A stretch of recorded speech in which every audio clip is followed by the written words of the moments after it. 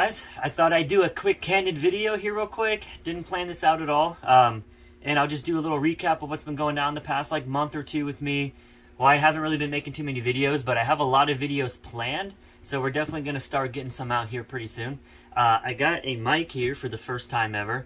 And it's one of those little Bluetooth lavalier mics. So we'll see if it works better than what I've been doing so far. Still don't have the budget yet to get a better camera, but I think the phone works out fine right now, and maybe I'll end up getting better sound sooner or later. I also have some lighting that I do not have on me right now. I left it in my fiance's car.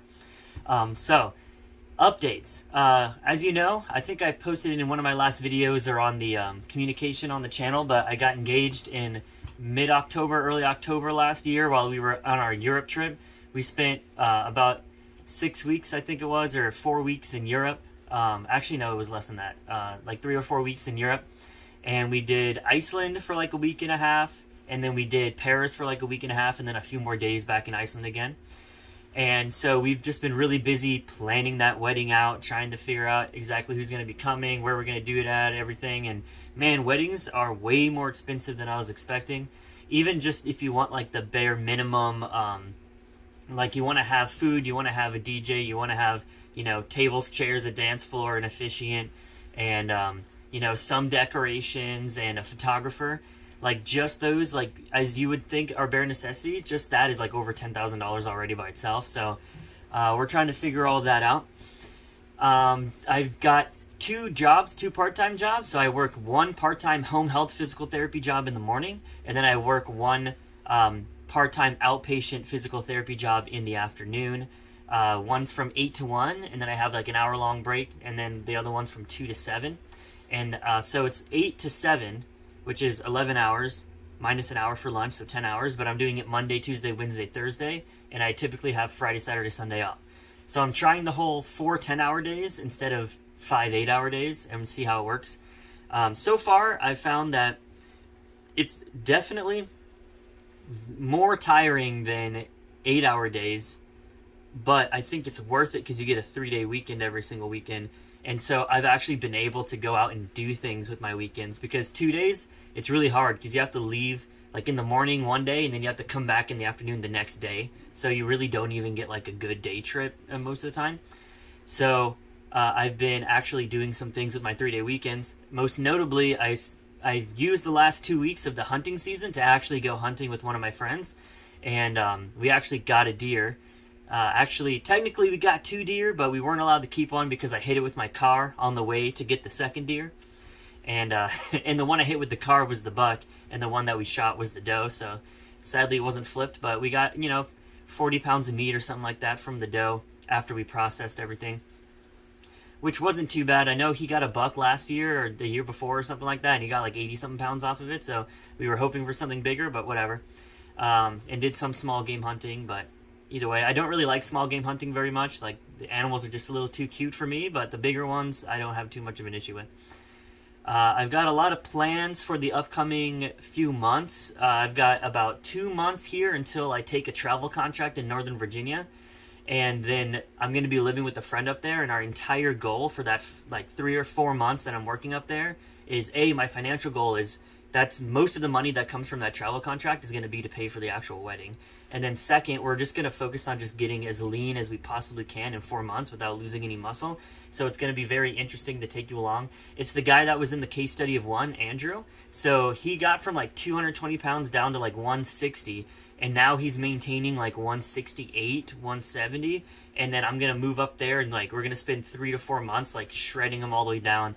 He'll probably be like in the 130s, 140s by the end of it. And his goal is to have like as much of a six-pack as possible because he's never had abs before in his life. So I thought I'd take that opportunity to also do that. And I've been bulking recently. So I went from, at the end of my last dieting phase, I got down to like 158, 160, something like that.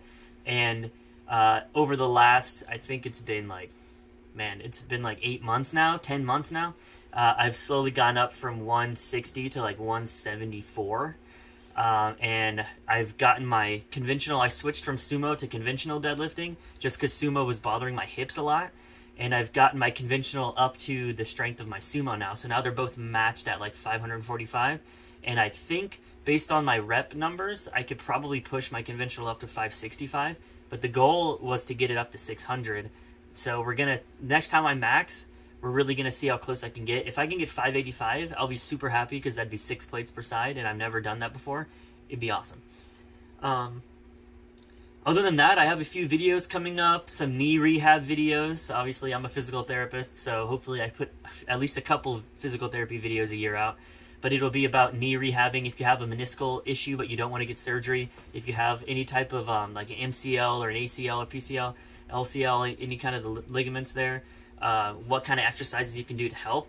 And there are a few like really good preventative exercises as well if you're trying to, you know, not get knee injuries. If you're playing athletics, like explosive athletic sports, or if you're playing something more like powerlifting, or doing something more like powerlifting where you don't have to be cutting and turning and sprinting, but you still have to have heavy loads going through your knee.